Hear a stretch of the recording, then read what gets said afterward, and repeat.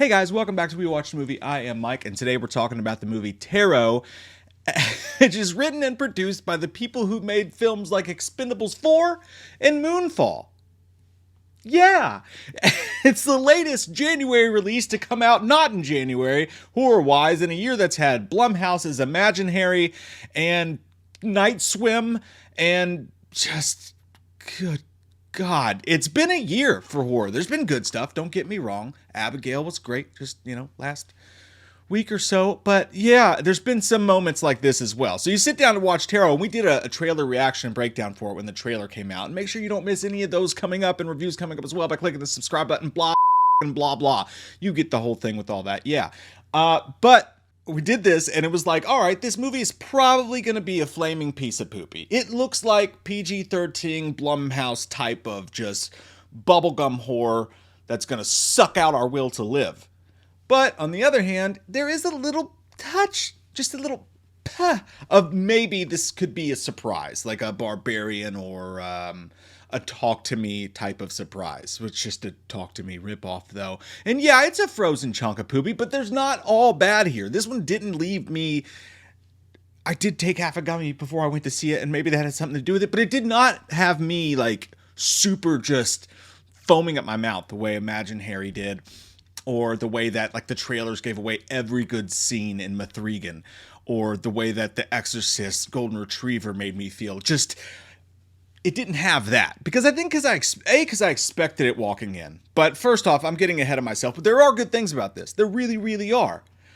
Cherish it. It's about a group of young people they're partying, and they go to look for some alcohol at this Airbnb in this big mansion that they're in. They go on the search for alcohol, and it's kind of this cute, funny scene or whatever. They find a box of tarot cards, and they're all weird looking, and the one of the characters just happens to be a shocking fuckingly great tarot card reader, because who knew? Like, this girl would have put Miss Cleo to shame. You guys remember calling the 1-800 like Miss Cleo line back in the day? She would have put her to shame. Like, the best tarot card reader of all time just happens to be one of the members of the group. So she sits them all down, and she's like, we shouldn't do this. And they're like, but you should. She's like, okay, I'll fucking do it. I just had to say that, to act like I was protesting. But then she sits them down, and she does the card reading for all of them. And each card has a different scary looking person on it. And then she proceeds to tell you exactly what the fuck is going to happen the entire rest of the running time. I'm dead ass serious. She just spells it out. She's like, so you're this kind of person who does this, and will probably fall down some steps and crack your fucking head open. That's not a part of it. As I said, no spoilers. But down to like who's gonna save the day and whatnot, like reads out the whole movie. And then these boogie monsters, very 13 Ghosts-ish, and that I did kind of enjoy that idea. I don't know if they really worked it, but like I did enjoy that idea of like each one of these different tarot cards having a different scary monster, which came to life. It reminded me of 13 Ghosts. And then I will say, like, I enjoyed the opening of the movie, and I enjoyed the title drop. And it's weird because I'm watching this in the first 20-30 minutes or so, and I'm like, okay, I mean, it is the literal pimp my ride of fucking horror tropes. Like, we heard you like horror tropes, so we put some horror tropes on top of some horror tropes. And like each character is the exact cardboard cutout bullshit of every horror movie you've ever seen in your life. The entire thing is a fucking blatant Talk to Me / Final Destination / whatever ripoff. I mean, everything in this movie. It's like Robert Downey Jr. said in the original Avengers to Captain America, everything special about you came out of a bottle. And that's this movie. But 20 minutes in or so, you're going, they know it though. Like, they fucking know they suck. They know what they're doing. So maybe there's like a comedic, almost meta-ish fun to this. And for a second, I was able to lie to myself and make myself believe that, and kind of enjoyed certain parts of this movie going, they're literally playing it by the numbers. It's Chat GPT movie making done right. That may be the actual thumbnail of this video. I don't know yet. That could be too confusing. But that's literally how I felt about a part of this movie. Like, everything in here is so polished and crap and used from other movies before it that like, but like they know. They're so shameless about it that it's almost respectable. Whereas you watch a movie like Imagine Harry, and they can't even get that kind of crap right. Like they're trying to rip off other movies and they're not even doing that well. But yeah, I mean, every single movie you can possibly think of in this PG-13 bubblegum horror genre from, they're all so forgettable. I forgot them all. Like Truth or Dare. It's far more Truth or Dare than it is like Fantasy Island type of absolute dog shit crap. Like Truth or Dare is not good. You're not going to not get Randy Jackson's autograph on a katana sword. But like you could take a movie like this and where the cinematography is done well and the monsters are done well and they clearly understand horror. But like they just don't want to put their pedal to the metal. They'd rather make it for 14-year-olds. If you could have just added some stuff to this movie, it really would have been watchable. Because I'll say this, when the boogie fuck monsters do come out, it's a step above a lot of the Conjuring spin-off movies because at least the monsters, they kill. Like they will actually murder people. Now, if it had been R-rated, it would have worked out pretty well because they could have done things with that. Here, the monsters do show up and they do look cool and they do kill, but they don't show any of it. They show you nothing. The camera pans away, whatever, you know, the typical PG-13 tricks. So if you could have had those scenes in there, this would have been a movie that like the Final Destination audience would have enjoyed. Like, hey, this is a piece of packaged poopy, but like that had some great horror moments in it. And it could have gotten away with that. But no. I don't fucking understand. Do you guys know what kids have on their fucking phones these days? Do you know what's on the internet? You can't play fucking Halo or Roblox without being subjected to 10 times worse the shit that's in these movies.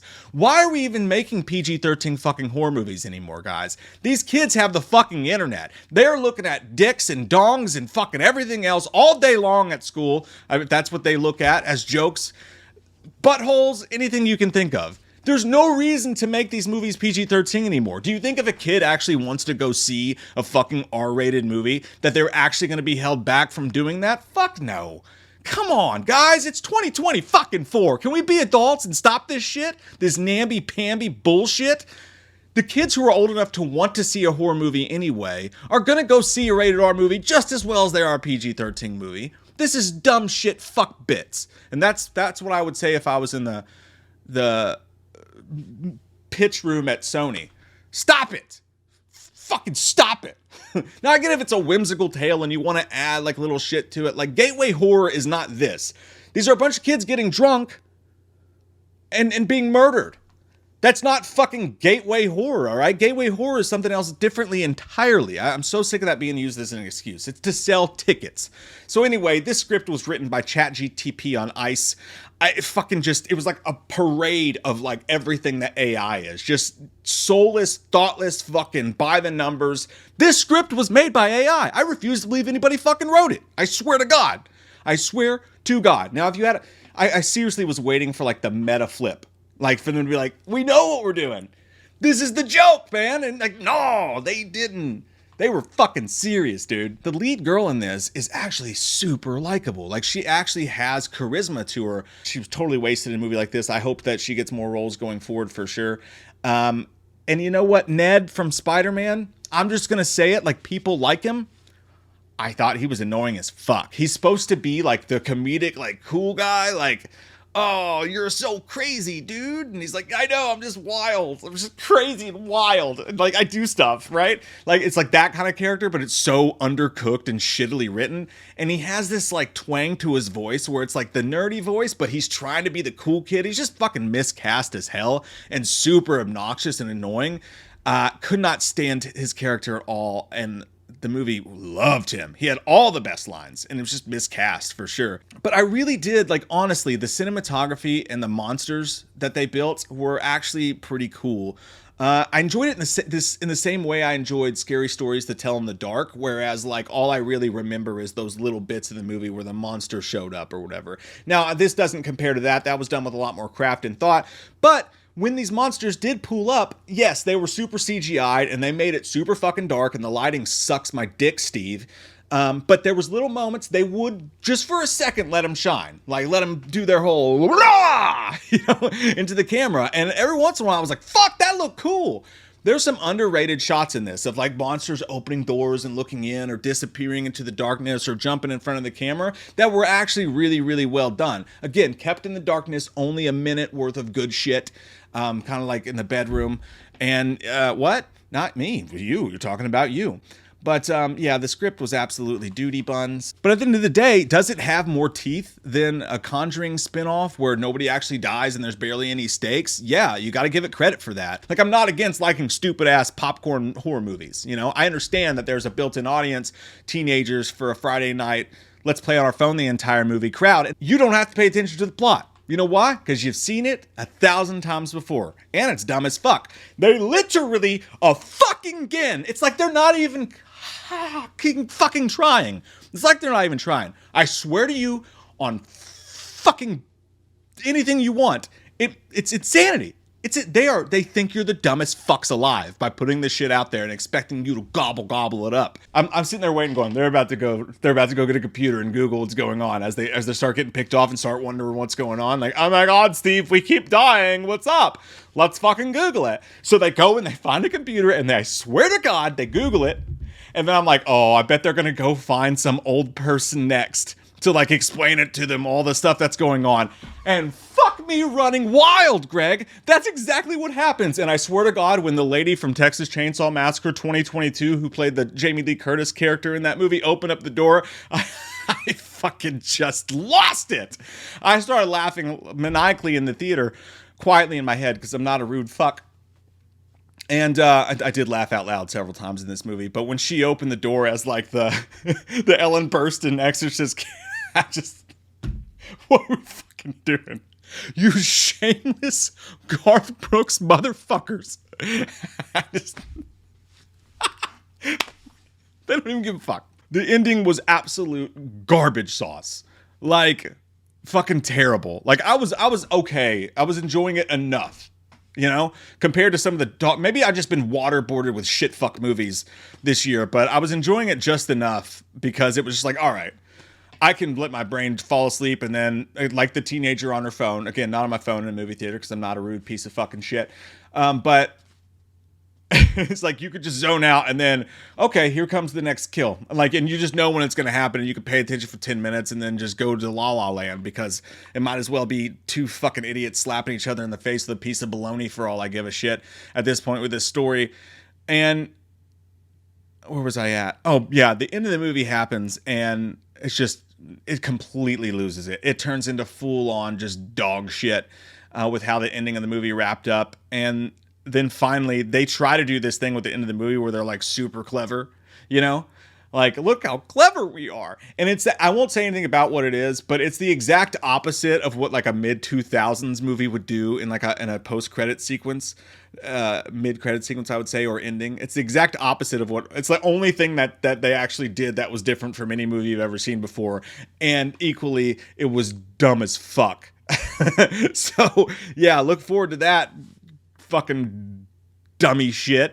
And yeah, I did not absolutely loathe this movie because at least, god damn it, at least it knows it's not special. And the camera direction and the cinematography, and I'll say there was good jump scares in it. You know, the people who like this kind of movie are probably going to enjoy the shit out of this kind of movie, honestly. And I enjoyed it, again, more than the typical Conjuring spinoff or Blumhouse fare, just because it shamelessly knows what it was. And it kind of reminded me of like a shitty Final Destination sequel, which it's sad that that's the state of movies that we're in, where a shitty Final Destination sequel is actually better than the movie you thought you were going to get in the movie theater. But yeah, I don't fucking know, man. Pick your shitty fighter, you know? What the fuck do you want? It's a 4 out of 10 for me.